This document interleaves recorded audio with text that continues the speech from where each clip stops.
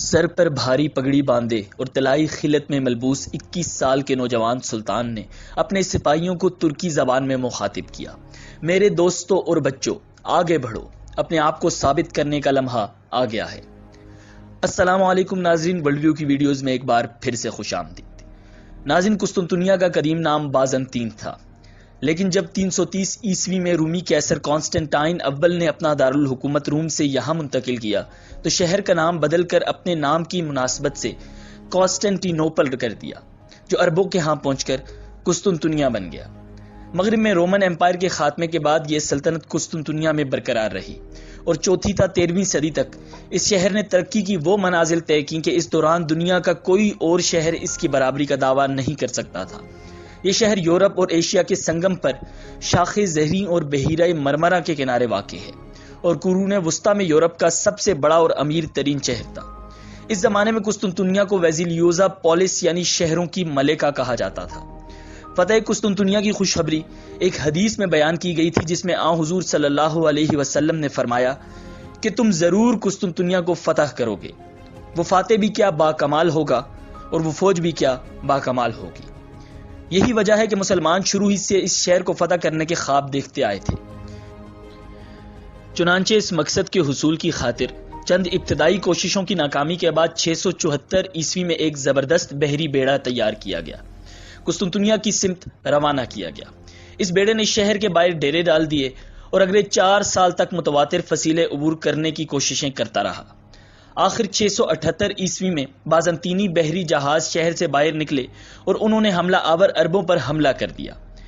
اس بار ان کے پاس ایک زبردست ہتھیار تھا جسے آتش یونانی یا گریک فائر کہا جاتا ہے۔ یہ ایک ایسا آتش گیر مادہ تھا جسے تیروں کی مدد سے پھینکا جاتا تھا اور یہ کشتیوں اور جہازوں سے چپک جاتا تھا۔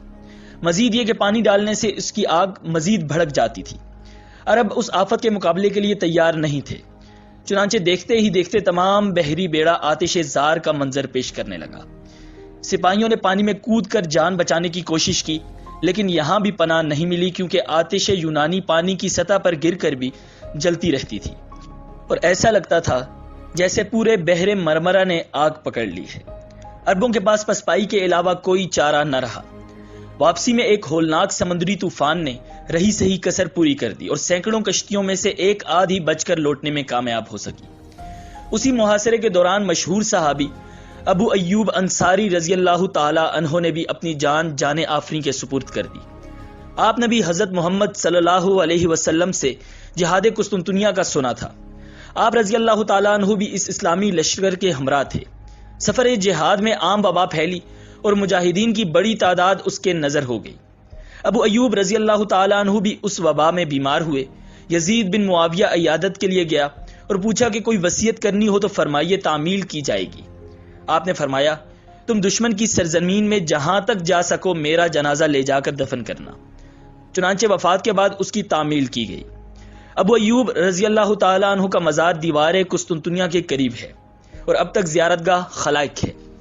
رومی کے عہد کے زمانہ میں مزار پر جمع ہوتے تھے، اس کے وسیلہ سے باران رحمت مانگتے تھے اور خدا کے لطف و کرم کا نظارہ کرتے تھے۔ سلطان محمد فاتح نے یہاں ایک مسجد بنا دی تھی جسے ترک مقدس مقام مانتے ہیں۔ اس کے بعد 1717 عیسوی میں بنو امیہ کے امیر سلیمان بن عبد الملک نے زیادہ بہتر تیاری کے ساتھ ایک بار پھر قسطنطنیہ کا محاصرہ کیا، لیکن اس کا بھی انجام اچھا نہیں ہوا اور 2000 کے قریب جنگی کشتیوں میں سے صرف 5 بچ کر واپس آنے میں کامیاب ہو سکی۔ شاید یہی وجہ تھی کہ اس کے بعد 6 صدیوں تک مسلمانوں نے دوبارہ قسطنطنیہ کا رخ نہیں کیا، حتیٰ کہ سلطان محمد فاتح نے بالآخر شہر پر اپنا جھنڈا لہرا کر سارے پرانے بدلے چکا دیے۔ 29 مئی 1453 کو بازنطینی سلطنت یعنی رومن امپائر کی آخری دیوار بھی گر گئی۔ ایک عظیم الشان سلطنت کا آخری عالی شان شہر بالآخر سلطان محمد الثانی کے تاج کا ہیرا بن گیا۔ سلطان سلطنت عثمانیہ کے 7ویں سلطان تھے، جو 1444 سے 1446 اور 1451 سے 1481 تک سلطنت عثمانیہ کے سلطان رہے۔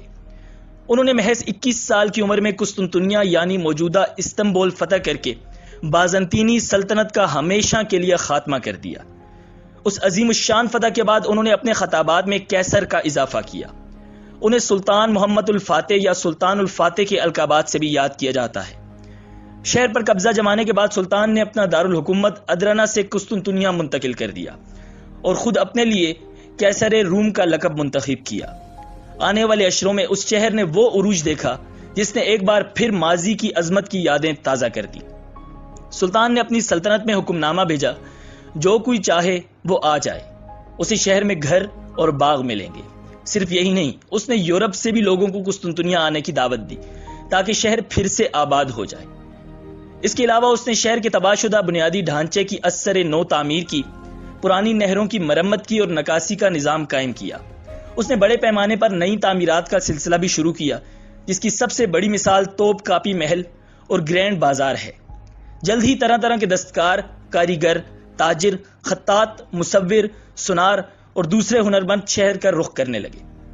قسطنطنیہ پر حملہ کرنے کے پس منظر کو دیکھا جائے تو معلوم ہوتا ہے کہ سلطان محمد فاتح نے اجلاس کے دوران اپنے درباریوں پر جو قسطنطنیہ کو فتح کرنے کا متفقہ فیصلہ کر چکے تھے، یہ واضح کیا کہ رومی سلطنت عثمانی تخت و تاج کے دعویداروں کو پناہ دیتی رہی تھی اور اس طرح مسلسل خانہ جنگیوں کا باعث بنی۔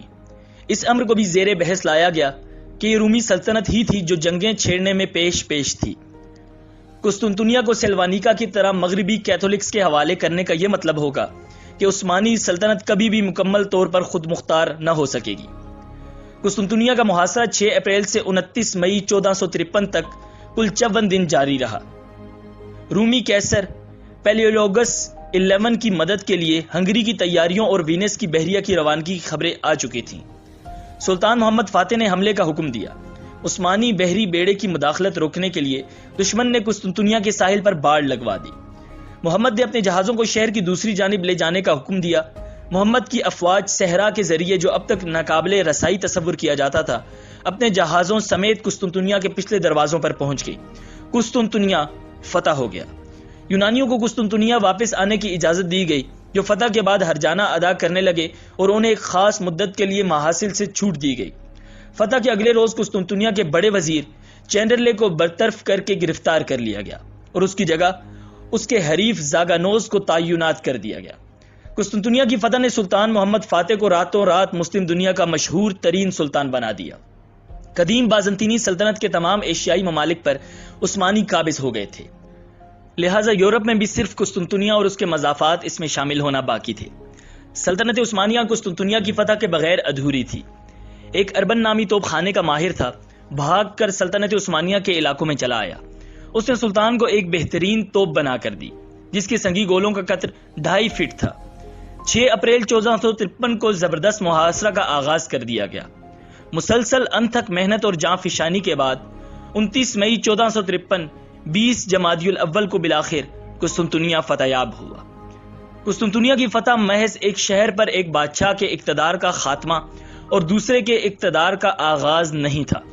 اس واقعے کے ساتھ ہی دنیا کی تاریخ کا ایک باب ختم ہوا اور دوسرے کی ابتدا ہوئی۔ سلطان محمد سفید گھوڑے پر اپنے وزراء اور عمائد کے ہمراہ آیا۔ یہ سب ایک افطرا پرداز الہام کی وجہ سے تھا، جس میں یہ جھوٹی بشارت دی تھی کہ جب ترک دشمن اس ستون کے قریب پہنچ جائیں گے تو آسمان سے ایک فرشتہ ہاتھ میں تلوار لیے نازل ہوگا اور اس آسمانی ہتھیار کے ذریعے سلطنت ایک ایسے غریب آدمی کے حوالے کر دے گا جو اس وقت اس ستون کے پاس بیٹھا ہوگا۔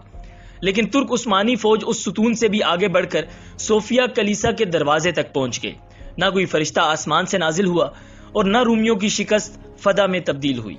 کلیسا میں جمع عیسائیوں کا ہجوم آخر وقت تک کسی غیبی امداد کا منتظر رہا۔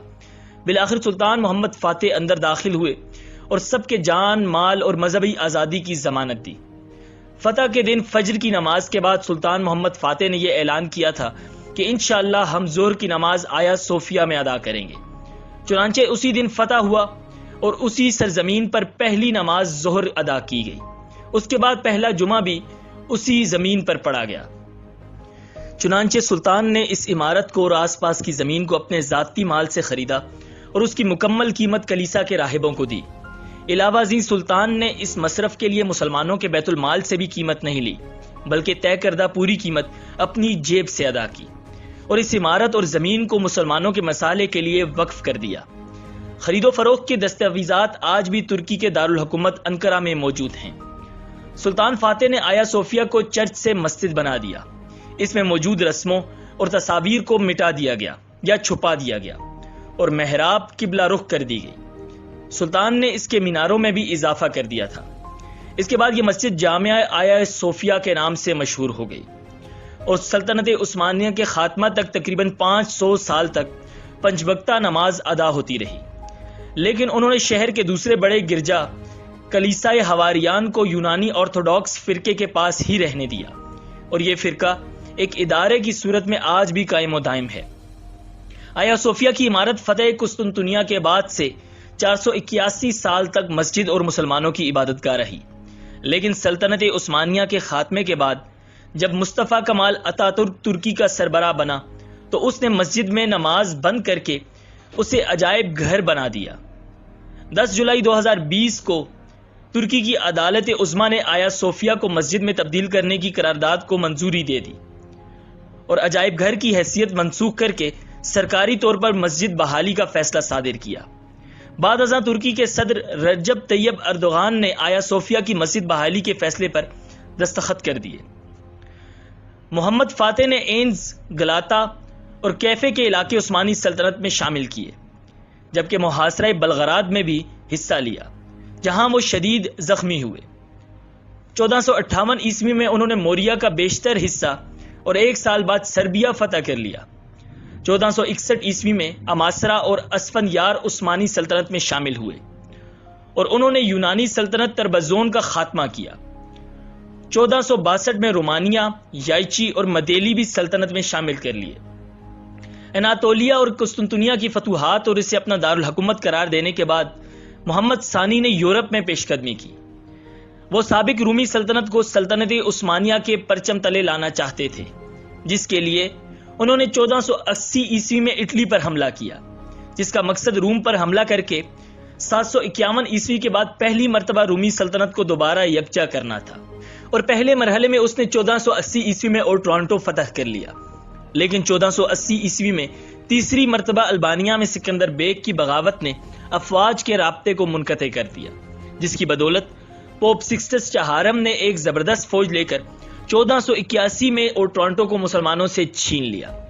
دوسری جانب محمد ثانی نے بلکان کی تمام چھوٹی ریاستوں کو فتح کر لیا اور مشرقی یورپ میں بلغراد تک پہنچ گیا، جہاں 1456 میں بلغراد کا محاصرہ کیا، لیکن جون ہونیارڈے کے خلاف کامیاب نہ ہو سکا۔ چند شکستوں کے باوجود محمد فاتح کے دور میں عثمانی سلطنت کا رقبہ کافی وسیع ہوا تھا۔ سلطان محمد فاتح 3 مئی 1481 کو انتقال کر گئے۔ ان کا مزار استنبول میں فاتح مسجد کے برابر میں ہے۔ آبنائے باسفورس پر قائم کیے جانے والے دوسرے پل کو انہی کے نام پر سلطان محمد فاتح پل کا نام دیا گیا ہے۔ ناظرین، امید ہے کہ آپ کو یہ ویڈیو پسند آئی ہوگی۔ اسی طرح کی اور بھی بہت سی معلوماتی اور تاریخی ویڈیوز دیکھنے کے لیے ورلڈ ویو کو سبسکرائب کیجیے۔ اللہ نگہبان۔